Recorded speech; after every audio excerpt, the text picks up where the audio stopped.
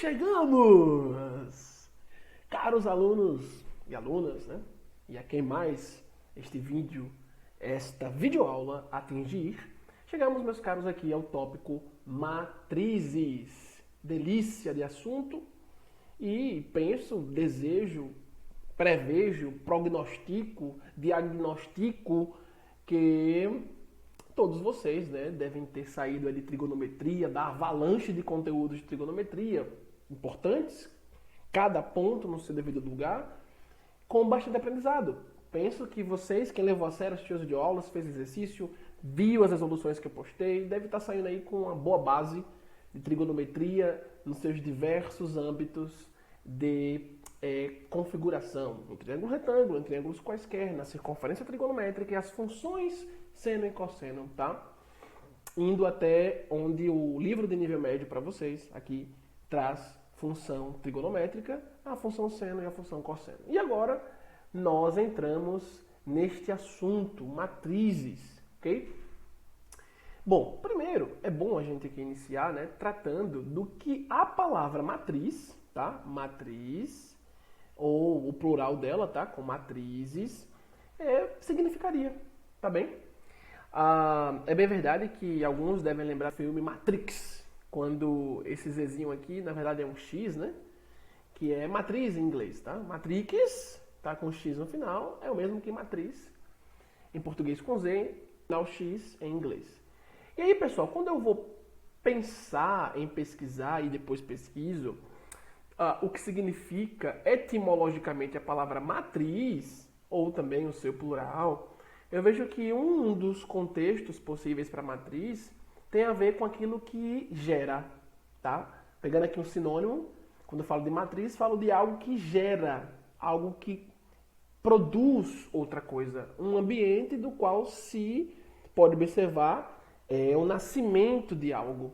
Então, por exemplo, no meio da agropecuária, vocês são do curso de agropecuária, por exemplo, a gente vê que quando eu quero iniciar um melhoramento genético, por exemplo, com certos animais, no meio agropecuário, eu tomo matrizes, um macho e uma fêmea, que vem aí de uma linhagem genética específica para poder realizar a reprodução, chamo de matriz. Ou seja, aquele casal que é matriz é o casal que vai produzir, é de onde vai sair aí algum nascimento, a geração de alguma coisa.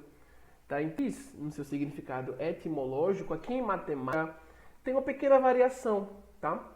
A ideia de você apresentar algo, a ideia de você trazer à tona uma apresentação, aproximando-se aí do contexto de criação, de produção, de geração de algo, vai recair aqui no aspecto matemático, sim. Tá?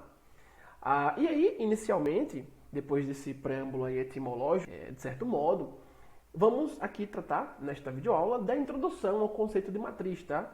Contextos de onde surgiram as ideias primordiais de matrizes, depois a definição formal, os elementos de uma matriz, e a gente fecha essa primeira aula, que é a aula de introdução a tal tópico. Beleza? Então aqui, pessoal, inicialmente, nosso material, tá? Ele traz pra gente alguns contextos de onde a gente, em matemática, aplica o conceito de matriz, tá? Aqui, por exemplo, vocês veem uma tabela cujo título envolve a população a partir dos seus censos demográficos, relacionando, tá, o domicílio de pessoas, seja na zona urbana ou na zona rural, tá? E isso considerando o Brasil como um todo, tá? Nas décadas de 80, de 90, de 2000 e 2010, e também analisando a diferença de população que habita na zona urbana ou rural por região do país. Aí você vê aqui, por exemplo, em 1980, conforme a legenda 1, esses valores que vem aí na linha de 1980, linha horizontal, tá? É a população recenseada, tá? O censo foi feito no momento de um recenso, então, a princípio, pode haver aí uma variação nesses números para o ano de 1980. Então aqui você vê, em termos de Brasil, eu tenho uma quantidade que chega a 82 milhões, tá? Passa um pouco disso, 82 milhões de pessoas habitando na zona urbana, e a estimativa de pouco mais de 39 milhões habitando aí na zona rural. E aí a gente vai vendo as diferenças por região. A gente vê que aqui na região norte, por exemplo, nessa década de 80, a diferença era bem pouca, né? De quem habitava na zona urbana para quem habitava na zona rural, tá? Nesse período.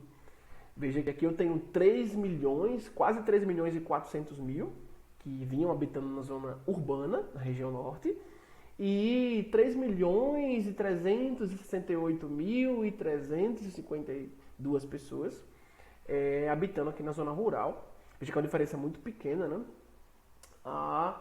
Nesta década entre pessoas que moravam na zona urbana para a zona rural. E aí essa tabela todinha ela vai trazer pra gente a fonte aqui, ó. Deixa eu botar aqui para baixo, a fonte é o IBGE, tá? Instituto Brasileiro de Geografia e Estatística. Então, a fonte confiável, uma instituição respeitada aqui no país, que faz levantamentos inúmeros sobre questões sociais, econômicas, culturais, em termos do nosso país. E aí, a tabela vai tratando de trazer mais anos, mais períodos anuais, relacionando população na zona urbana, população na zona rural. E a gente vai vendo, com o passar das décadas, o aumento de gente morando na zona urbana, ele é bem verificado, né? A diferença entre quem mora na zona urbana e na zona rural vai se intensificando ao longo das décadas aqui, beleza? E aí no fundo eu vejo que eu tenho um bloco, veja que eu tenho um bloco, tá? Vou pegar aqui meu piloto, ó. A gente tem aqui, em termos numéricos, a gente tem aqui, ó, deixa eu tirar esse carinha daqui, carinha, rapaz lá, carinha. A gente tem aqui, ó, vou pegar por esse lado, um bloco de valores. Por que eu falo bloco? Porque você percebe que esses valores... deixa meu piloto apagar aqui rapidinho. A gente percebe que esses valores, eles estão dispostos como uma tabela, tá? Eu tenho linhas na horizontal, tá? Valores na horizontal, linha. E valores na vertical, aqui a gente chama de coluna, o que faz todo sentido, né? Coluna em pé, vertical. Linhas na horizontal, quando eu estou escrevendo, por exemplo, no Word. Quando eu estou, por exemplo, usando planilha no Excel, aqui eu tenho uma célula, por exemplo, aqui outra célula. Então, na tabela eu tenho valores que estão dispostos em linhas, tá? Horizontal, e valores que estão dispostos também na vertical. Então, essa grande tabela, esse grande bloco de valores, eu, enquanto alguém que conhece matrizes, quando passar a conhecer, inclusive, posso estudar esses valores a partir de certas características e propriedades dentro deste grande bloco aqui, tá? Eu posso analisar se eu tenho a mesma quantidade de linhas que colunas. Eu posso verificar para valores que estão em uma diagonal, ó, se eu tenho algum padrão de variação. Diagonal aqui, quando eu tenho uma inclinação para a esquerda da minha diagonal, ou diagonal com inclinação para a direita.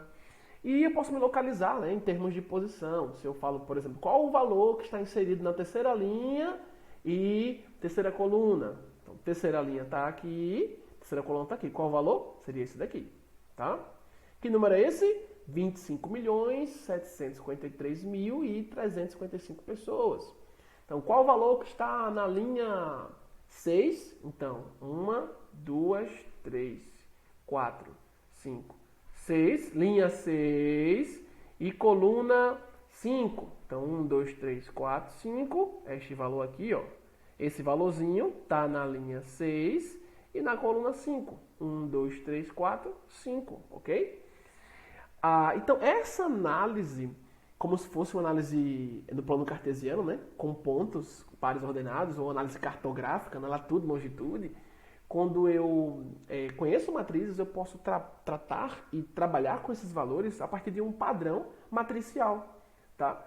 No fundo, a própria ideia de matrizes é quando você organiza dados numéricos ou algébricos em um grande bloco de valores, ok? Exatamente como vocês veem aqui, ajustados em linhas e em colunas, na vertical. Show de bola? Show de bola. Desse carinha sair daqui, deixa eu tirar esse carinha daqui para a gente continuar descendo aqui minha gravação. Bora, carinha. Não diga que você não vai sair daqui, meu filho.